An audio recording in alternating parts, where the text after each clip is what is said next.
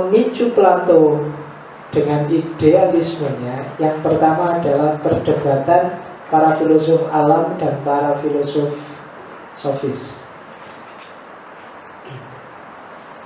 Filosof alam itu kan punya teori yang kemarin saya jelaskan, monisme itu, bahwa ada kebenaran tunggal, ada kebenaran mutlak. Alam dari air, alam dari api, alam itu kan filosof alam. Dan tandingannya adalah sofis. Kalau sofis ini filosof tukang. Filosof tukang itu tukang ceramah, tukang orasi. Cuma mana yang benar, mana yang salah, yang diceramahkan tergantung siapa yang bayar. Itu sofis. Karena memang dia punya ideologi, benar atau salah itu tergantung tempatnya, tergantung waktunya. Tidak ada kebenaran yang mutlak. Benar atau salah itu sifatnya mengalir. Jangan percaya kalau ada yang mutlak-mutlak. Nah, ini sebenarnya zaman dulu ditentang luar biasa. Sebenarnya tidak salah, cuma dia melihat yang parsial, yang keliru disimpulkan untuk seluruhnya. Dan karena parsialnya keliru, terus mayornya keliru, yang minornya keliru juga, kesimpulannya juga keliru. Tapi tidak sepenuhnya salah pikirannya sofis. Karena kebenaran memang tergantung ruang dan waktunya. Tapi kemudian disimpulkan tidak ada kebenaran mutlak, itu yang secara logis disebut meloncat. Bahwa kebenaran tergantung ruang dan waktunya kan iya. Misalnya neraktir teman itu baik, atau beliin makanan teman itu baik. Tapi kalau ruang dan waktunya nggak pas kan kadang-kadang jadi kebalikannya. Misalnya kamu biasanya traktir burjo, terus jam 3 malam kamu dodok kamarnya temanmu, ayo makan burjo bareng-bareng. Nah itu kan baik, tapi kan malah hasilnya jadi ganggu. Dan nanti ada filosof yang bilang salah itu, keliru itu tidak ada. Salah dan keliru itu hanya sesuatu yang tidak tepat ruang dan waktunya. Laki-laki dan perempuan itu tidur bersama boleh, cuma harus pas ruang dan waktunya. Bukan berarti free sex dilarang. Tapi free sex wajib kalau sudah nikah. Kamu bebas main seks sakarepmu, tapi ruang dan waktunya harus kamu sudah nikah. Kan gitu. Tidak ada rumah yang mutlak. Kekerasan atas nama agama dilarang misalnya. Loh ya, tapi kadang-kadang harus keras juga. Kalau tidak keras agama susah dia bisa lestari. Ya meskipun kekerasan atas nama agama dilarang, atau kekerasan yang tidak atas nama agama boleh, sama aja kan. Jadi kalau ada orang ngomong kekerasan atas nama agama dilarang, itu jangan disalahkan. Cuma ngapain ditambahi atas nama agama? Ya pokoknya semua kekerasan dilarang. Tidak harus atas nama agama. Mau atas nama apa aja ya jangan kekerasan lah. Iya. Oke, jadi kebenaran itu adalah sesuatu yang tidak pas ruang dan ini yang dipegangi oleh kaum sofis. Suap itu mungkin karena ruang dan waktunya tidak pas. Dalam konteks tertentu kalau ruang dan waktunya pas mungkin dia halal loh. Misalnya ngasihnya belakangan setelah semuanya beres, matur nuwun nggih tadi sudah dibantu misalnya. Kan ada yang triknya kayak gitu. Atau perhitungan ruang bahwa korupsinya itu dalam kondisi apa, untuk apa, pakai uang apa dan seterusnya. Suap dari bapak ke anak tidak ada urusan dengan uang negara ya tidak apa-apa. Korupsi waktu asal semua sepakat juga tidak apa-apa. Korupsi kan gitu. Saya kan selalu telat. Kamu janjiannya masuk 7:30, saya ya jam 8 kurang dikit lah. Kan tidak apa-apa, asal kamu makluman. Korupsi itu sebenarnya. Tapi kan tidak apa-apa. Ruang dan waktunya mengizinkan. Dalam banyak hal ruang dan waktu tidak mengizinkan. Maka katanya kaum sofis, tidak adalah kebenaran mutlak itu. Kawin aja bisa sunnah, bisa wajib, bisa haram, bisa makruh. Sholat aja kadang-kadang haram juga. Sholat haram kan, kalau sholat habis subuh kan haram. Sholat habis asar kan haram. Sholat bisa sunnah bisa. Jadi nggak ada sesuai ruang dan waktunya kata Imam Syafi'i. Maka dia bilang tidak ada kebenaran mutlak. Benar salah itu selalu mengalir. Cuma kalau terus dipersepsikan tidak ada kebenaran mutlak, kamu tidak bisa hidup. Masyarakat tidak akan bisa jalan. Kamu sendiri akan jadi orang skeptis, nggak punya pedoman. Kalau kamu kayak tadi tergantung terus. Kalau ditanya orang, Mas, riset boleh nggak? Tergantung. Kapan ruang dan waktunya? Tergantung. Ya benar kamu, tapi nanti kamu tidak akan bisa jalan. Maka di titik tertentu kamu harus punya bahwa ini benar dan selalu benar. Khususnya untuk hal-hal yang kualitatif. Bahwa kamu harus menghormati orang tua, ya. Dan itu universal, mutlak. Dalam kondisi apapun, meskipun ekspresimu cara menghormatinya beda. Beda-beda lokal, beda-beda ruang, sesuai dengan konteks. Harus ada nilai-nilai yang dianggap mutlak. Kalau enggak, orang enggak bisa hidup. Maka katanya Socrates, ada kok aturan yang abadi. Cara mencarinya pakai apa? Pakai akal sehat. Kalau akal kita sehat, pasti akan ketemu mana yang abadi, mana yang mutlak. Jangan cari di realitas. Kenapa tadi kok tergantung? Karena kamu nyarinya di realitas, nyarinya di ruang dan di waktu. Maka jangan pakai itu, pakai akal sehat. Makanya kalau kamu sudah sumpah orang kok ngeyel, debat, nyari argumen betul-betul dari realitas, tinggal kamu bilang sing waras ngalah. Kenapa? Akal sehat sudah kelihatan kok.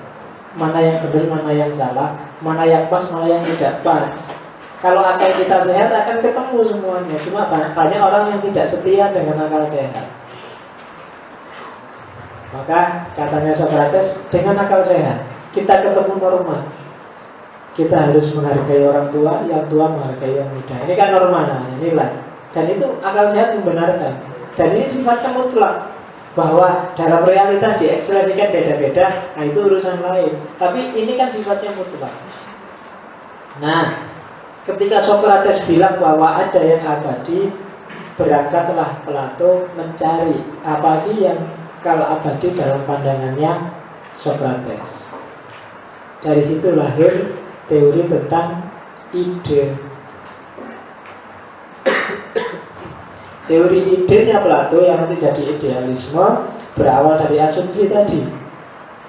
Meskipun ada sesuatu yang berubah, ada sesuatu yang mengalir di alam semesta ini, tapi pasti ada variabel yang tidak berubah. Ini kamu orang, kamu orang, kamu orang. Ini kan orang semua kan, beda-beda kan. Sama sing jenggoten, sama sing kumisen, ada yang pelontos, ada yang setengah gundul, ada yang gondrong. Sak kelas ini beda semua, tapi tetap tak sebut manusia. Berarti kan ada variabel yang sama.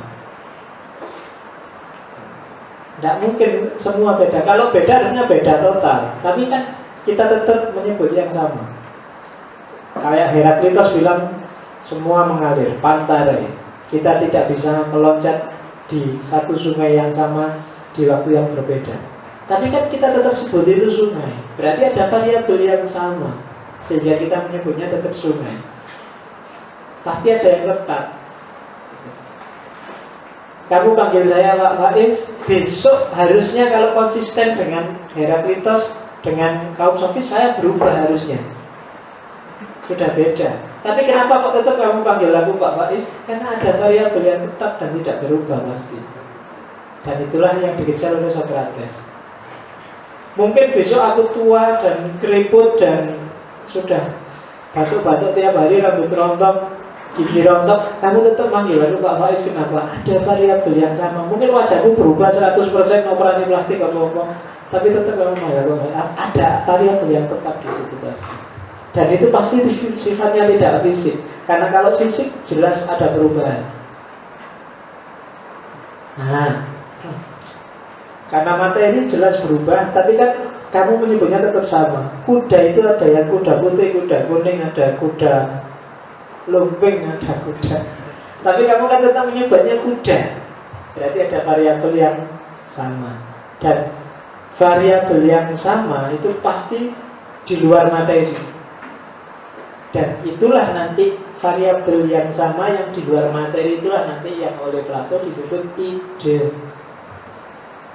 Dan itulah dunia ide. Kenapa aku tadi menyebut ini semua manusia meskipun beda-beda? Karena di kepala kita sudah ada ide tentang manusia.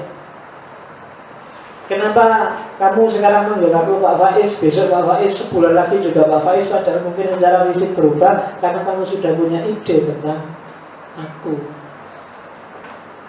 Dan ide ini sifatnya kayak tadi, tahan lama, nggak berubah-berubah. Itulah yang dimaksud dunia ide oleh Plato. Kita lihat. Nah, tidak cuma itu katanya Plato. Nah, terus dari mana datangnya ide di kepala kita itu? Katanya Plato, dulu ada alam tersendiri. Jadi ada dua alam. Yang pertama dunia spiritual yang sifatnya abadi, permanen, teratur, universal. Di dalamnya ada banyak nilai, ada banyak hal-hal yang pasti dan sejati dan sempurna. Itu dunia pertama, namanya dunia ide. Yang kedua dunia nyata, dunia penampakan. Nah, dunia ide itu isinya ya ide-ide yang sempurna yang utuh tentang segala hal. Yang itu manifestasinya ada di dunia nyata. Yang serba tidak sempurna, serba tidak teratur, serba karena sudah meruang dan mewaktu. Sementara yang dunia ide ini sifatnya ideal. Ide kita tentang manusia tadi kan sifatnya ideal, bahwa manusia itu cirinya A, B, C, D, E. Begitu masuk ke realitas kan yang namanya manusia kan nggak seideal yang ada di kepala kita. Sudah ada banyak sekali bedanya. Kayak Islam itu, Islam yang ideal di kepala kita kan sangat berbeda dengan Islam yang realitas. Karena yang realitas itu dia terpenjara oleh ruang, oleh waktu, oleh sejarah, oleh budaya, oleh macam-macam, sehingga tampil dalam ketidaksempurnaan. Jadi yang kita lihat sehari-hari ini serba tidak sempurna. Yang sempurna ada di balik itu, ada di dunia ide. Yang itu kita sudah tahu karena kita dulu pernah hidup di sana. Ini agak pengaruh tradisi timur, karena ada yang bilang setelah gurunya dieksekusi, Plato ini stres luar biasa terus melakukan pengembarahan ke timur. Jadi ini agak baru kayak filsafat timur. Kayak ada dunia kayak kamu kan, ideologi kayak gini kan akrab sama kamu.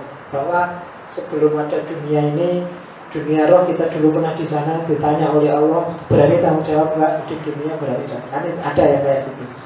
Termasuk kayak tadi wa 'allama Adamal asma kullaha. Jadi sampai ide bahwa kita paham manusia karena ide tentang manusia masih rasional, tapi agak masuk ke sini baru timurnya kelihatan bahwa ada satu dunia ide yang kita akrab dengan dunia ide itu karena kita pernah hidup di sana sebelumnya. Dan ketika kita hidup di dunia ini, itu jadi bekal kita untuk memahami dunia.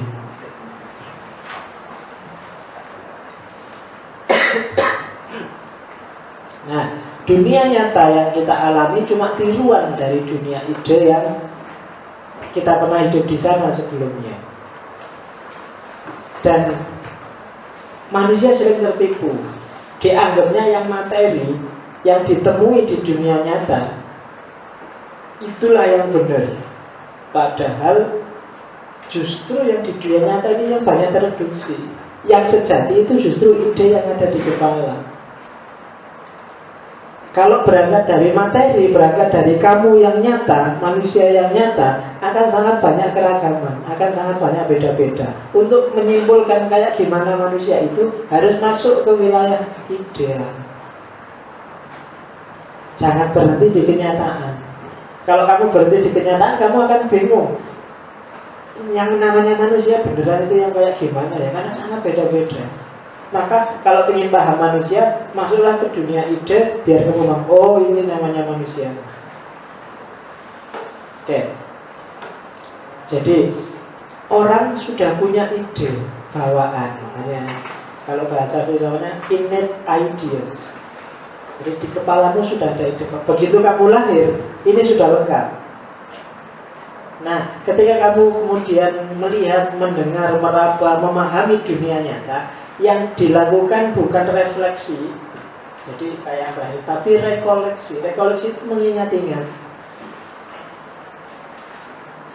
Jadi kalau ada anak kecil tanya ini apa ya, itu bukan berarti dia nggak tahu ini apa terus harus diberitahu, tapi dia sedang ingat-ingat ini apa ya dulu waktu di dunia ide. Itu bahasa Plato.